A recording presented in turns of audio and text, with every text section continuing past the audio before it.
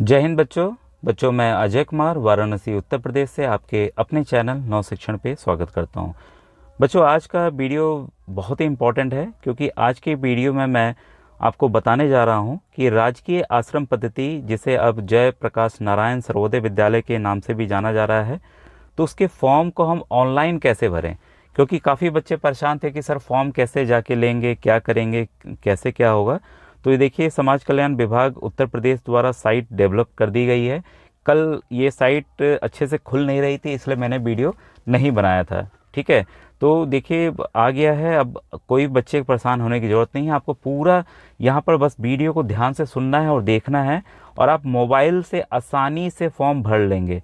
जिन बच्चों को अगर मोबाइल नहीं चलाने आता है तो उनसे रिक्वेस्ट करूँगा कि आप पास के साइबर कैफ़े या कंप्यूटर वाले जो भैया फॉर्म भरते हैं उनके यहाँ चले जाइएगा और अपना फॉर्म भरवा लीजिएगा। ऐसे ये फॉर्म आपको निःशुल्क, बच्चों अगर आप स्कूल में जाते हैं या समाज कल्याण विभाग जाते हैं तो वहाँ पर ये फॉर्म आपको निःशुल्क उपलब्ध हैं।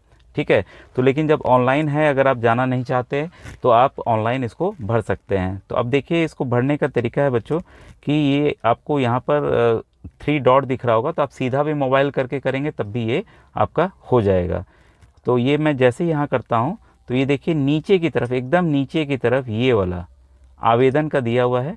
ठीक है, आवेदन पंजीकरण। ठीक है, तो इसको मैं जैसे छूऊंगा आवेदन पंजीकरण का, तो ये देखिए 3 ऑप्शन आपके सामने आ जाएंगे: आवेदन पंजीकरण सत्र, प्रिंट आवेदन पत्र और विद्यालय व रिक्तियां देखें।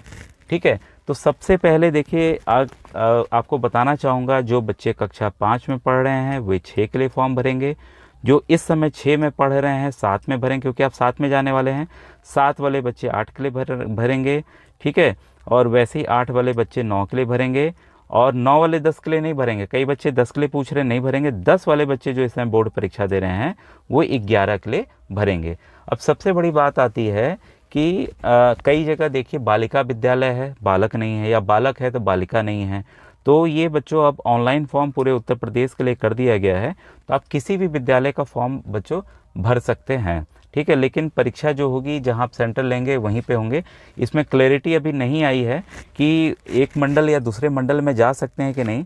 ठीक है, लेकिन जैसे मैं देखता हूँ और जगह मेरी बात हुई है तो वाराणसी के स्कूल में अन्य जिलों के बच्चे भी पढ़ रहे हैं। ठीक है, तो अपने आप वहाँ पता कर लीजिएगा एक बार फिर से कि आप भर पाएंगे कि नहीं। और दूसरी बात कि इसका देखिए बच्चों, नीचे आपका कोई नंबर ज़रूर होगा, तो इन नंबरों पे भी आप कॉल करके या ईमेल करके जानकारी ले सकते हैं।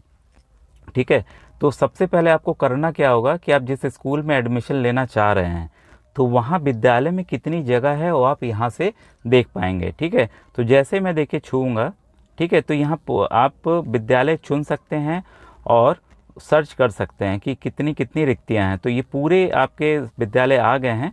अगर कोई नहीं आया होगा तो बस एक आध दिन की डिले मेरे ख्याल से है, लेकिन मुझे सब विद्यालय इसमें दिख गए। मैं गिन नहीं पाया हूँ कि 94 हैं कि नहीं। मेरे वाराणसी के तो देखिए दिख रहे हैं। ठीक है, तो मैं अपना वाराणसी बल्कि दिखा दूँ, चंदौली, ये वाराणसी। ठीक है, चंदापुर का दिखाता हूँ। तो चंदापुर मैंने डाला, यहाँ सर्च पे डाला। सर्च डालते ही देखिए कक्षा 6 में कितनी रिक्तियां हैं: 42 SC वर्ग, 18 OBC वर्ग, 10 जनरल वर्ग, को टोटल 70। ठीक है, और ये देखिए ये एक्चुअल रिक्तियां यहाँ दिख रही हैं। ये कुल संख्या जिसमें जितने बच्चों का एडमिशन दिया जाएगा वो यहाँ दिख रहा है आपका। ठीक है, तो ये देखिए यहाँ पर अगर हम आते हैं तो कक्षा 11 12 में देखिए कोई जगह नहीं है, साफ साफ दिखा। कक्षा 12 में कोई जगह नहीं है। 11 में देखिए इतनी जगह खाली है, मतलब पूरी जगह खाली है एक तरह से। 10 में देखिए कोई जगह खाली नहीं, 0 आ गया। ठीक है, वैसे ही कक्षा 9 में आपका 16 2 10 28 हो गया। कक्षा 8 में आपका 9 0 7 और 16 हो गया। तो पूरा डिटेल देखिए आपका आ जा रहा है यहाँ से, और आप देख सकते हैं अनुसूचित जाति, पिछड़ा वर्ग, सामान्य और योग। रिक्त छात्र संख्या ये पंजीकृत है, ये स्वीकृत छात्र संख्या कि जितने बच्चों को यहाँ पढ़ने की स्वीकृति दी गई है। तो पूरा डिटेल इस तरह से आपको दिख जाएगा। तो वैसे ही आप देखिए किसी अन्य विद्यालय का भी आप देख सकते हैं। ठीक, मान लीजिए मैंने ये विद्यालय चुन लिया, सर्च करते हैं तो यहाँ पर अभी जो संख्या देखिए दे रही है रिक्तियाँ, पूरा यहाँ पर आ जा रहा है। ठीक है, तो इसी तरह से ये फिरोजाबाद का था, तो जौनपुर का देखना चाह रहा हूँ। देखूँ जौनपुर का दिख रहा है, तो सर्च में डालता हूँ तो यहाँ पर भी रिक्तियाँ इसकी आ गई हैं कि 7 में कितनी, 8 में कितनी है, 9 में कितनी, 6 का नहीं दिखा रहा है, तो हाँ 6 का एकदम नीचे दिखा रहा है। ठीक है, तो इस तरह से जो बच्चे परेशान थे कि हम इस विद्यालय की रिक्तियाँ कैसे देखेंगे, तो इसकी पूरी जानकारी आपको यहाँ पर भी मिल जाएगी। ठीक है, तो ये भी अब डाटा आने लगा है। जिन विद्यालयों का मान लीजिए किसी वजह से छूटा होगा तो वो भी डाटा अब आ जाएगा, क्योंकि अपडेट हो गया। कल मैं खोल रहा था तो कल नहीं दिख रहा था, इसलिए मैंने वीडियो बनाया भी नहीं था।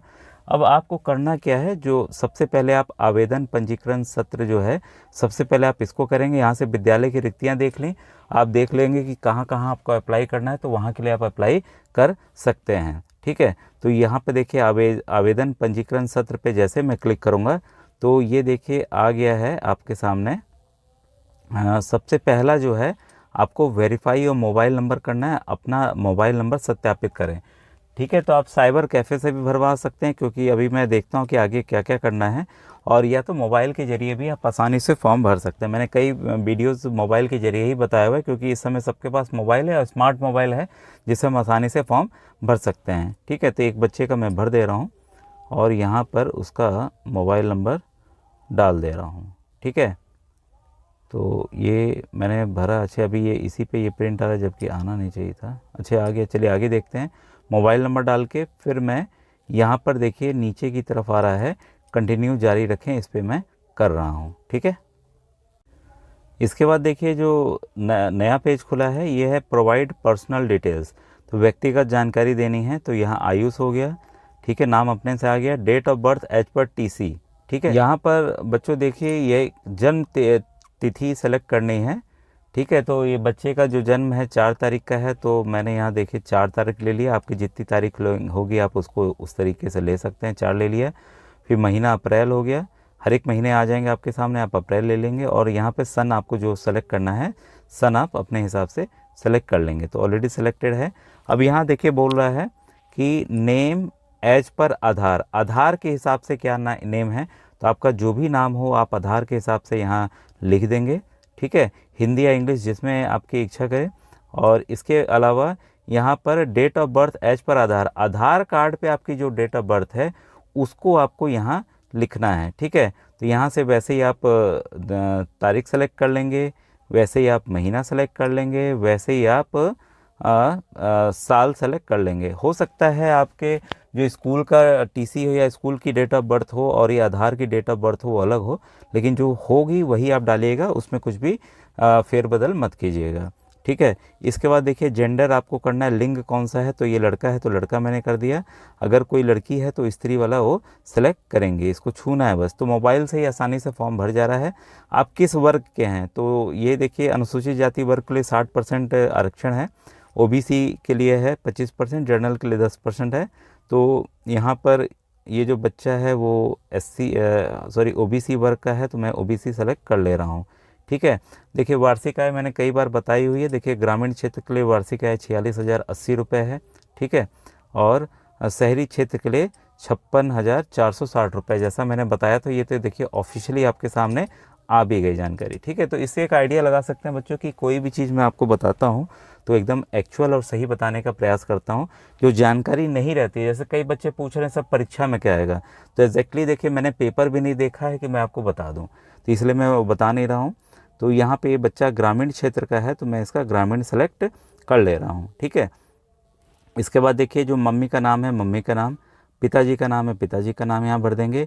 ईमेल ये ऑप्शनल, अगर ईमेल आईडी है आपकी तो करिए, नहीं तो छोड़ दीजिए। ठीक है, फिर यहाँ पर क्या है, अभिभावक माता और पिता के अलावा अगर कोई अन्य है, अगर मान लीजिए कि बच्चा अपने मामा मामी या नाना नानी कहीं और रहता है, तब आप इसको टिक करेंगे। यहाँ जैसे छुएंगे तो इनका डिटेल आपको भरना पड़ेगा। ठीक है, तो यहाँ गार्जियन है, अभिभावक का नाम और उनसे आपका क्या संबंध है यहाँ भरना होगा। ठीक है, तो क्योंकि ये मम्मी पापा के साथ ही रहता है बच्चा, इसलिए मैं इसका नहीं भर रहा हूँ। ठीक है, बाकी देखिए यहाँ पर पता भरना है। ठीक है, पते में यहाँ पे देखिए अस्थाई पता परमानेंट एड्रेस भरना है, जिला भरना है, तो जिला सभी 75 जिले अपने यूपी के आ जाएंगे। ठीक है, तो ये बच्चा वाराणसी का है तो वाराणसी कर दे रहा हूँ।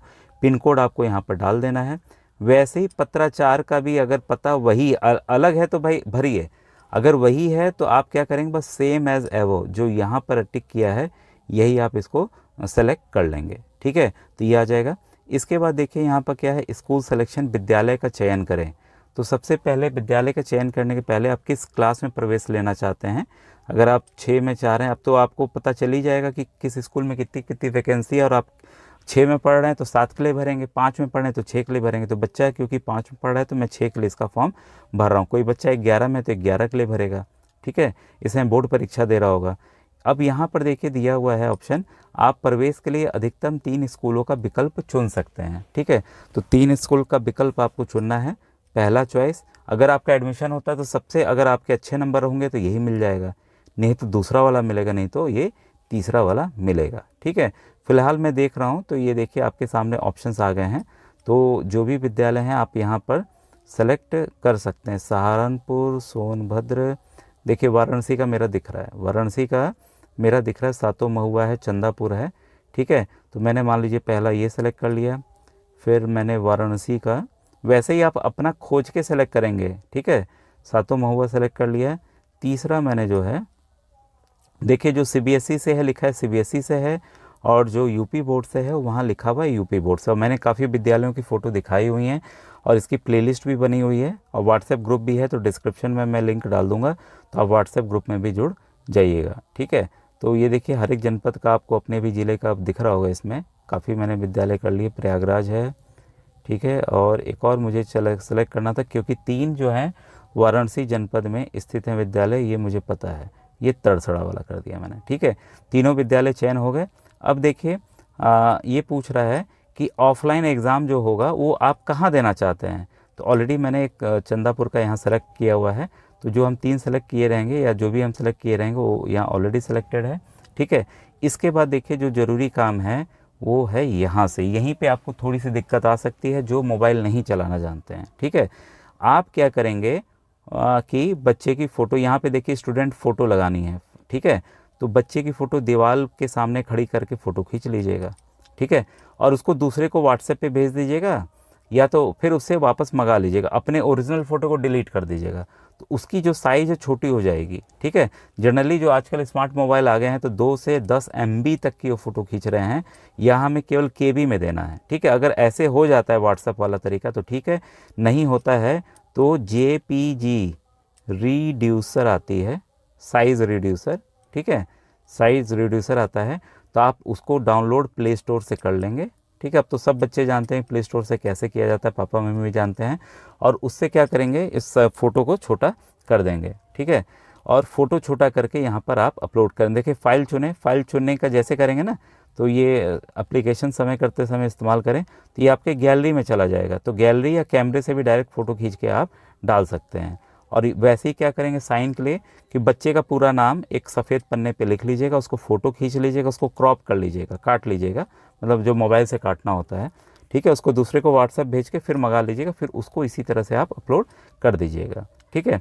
अब देखिए फिर जब आप सबमिट करेंगे तो ये आएगा, पूछेगा कि सभी चीज़ें आप चेक कर लीजिए, कोई इसमें गलती तो नहीं है, क्या आपने कृपया आधार नाम जो दर्ज करें वो सही है, माता का नाम, पिता का नाम, डेट ऑफ बर्थ जो भी आपने भरा है सब सही है, मिला लीजिए। इसके बाद ही आपको ये फुल फाइनल सबमिट करना है, ठीक है। तो फाइनल सबमिट करते ही आपका फॉर्म बच्चों यहाँ सबमिट हो जाएगा, आपका अपना एक रजिस्ट्रेशन ID आ जाएगी। अब बच्चों मेरे ख्याल से आपकी समस्या काफ़ी समाधान हो गया होगा कि फॉर्म जाके लें, कैसे लें। अब ये फॉर्म ऑनलाइन भरे जा सकते हैं, ठीक है। Thank you very much.